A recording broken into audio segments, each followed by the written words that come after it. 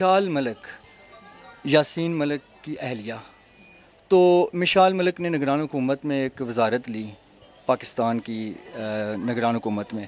तो एक तरफ यासीन मलिक साहब की जो कुर्बानियाँ हैं वो नाकाबिले फरामोश हैं, ढकी छुपी नहीं हैं। और मिशाल मलिक साहिबा फिर पाकिस्तान की निगरान सेटअप का हिस्सा बनती हैं।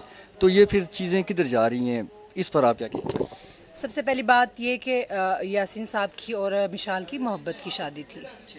और यासीन साहब एक लिबरल इंसान है, सेकुलर इंसान है। उन्होंने कभी मिशाल को फोर्स नहीं किया कि तुम मेरे नज़रिए पे चलो। वो इंडिया जाती रही हैं, उन्होंने अपने हिसाब से एक वहाँ पे एनजीओ भी बनाई और उस हिसाब से वो काम करती रही है। यासीन साहब की अज़मत का अंदाज़ा आप इस बात से लगा सकते हैं कि उस शख्स ने मोहब्बत में जिस लड़की से मोहब्बत में शादी की, उसको कभी ये नहीं कहा कि जो तुम कर रही हो उससे मेरी ज़ात को नुकसान हो रहा है, बल्कि उन्होंने ये कहा किया बल्कि कि जो मैं कर रहा हूँ वो ज़्यादा इतना ज़्यादा अहम है कि जो ये कर रही है वो उसके ऊपर पानी फेर देता है।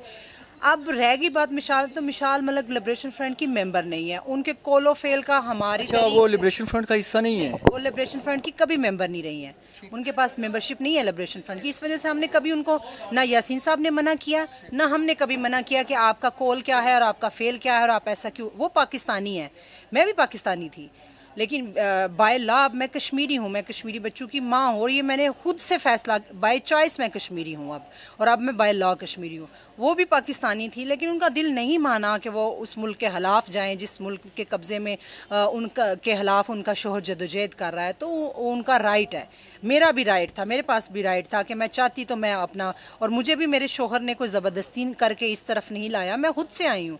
और उन्होंने एक टीचर का किरदार अदा किया मुझे समझाने में कि ये चीज़ें इस तहरीक के अंदर ज़रूरी हैं और आपको अगर ये कर सकती हैं तो आप करें। उन्होंने मेरा हौसला बढ़ाया और मैंने उनको उस हौसले का 10 गुना ज़्यादा करके बताया।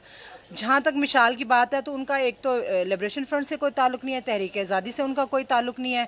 उनका एक बीइंग ए पाकिस्तानी, जो पाकिस्तानियों का नज़रिया है कश्मीरियों को लेके, वो उसी पे बात करती हैं। और उन्होंने बहुत ज़्यादा नुकसान पहुँचाया है कश्मीर काज को भी और अपने हस्बैंड को भी, और उस मोहब्बत को भी जो यासीन साहब उससे करते थे।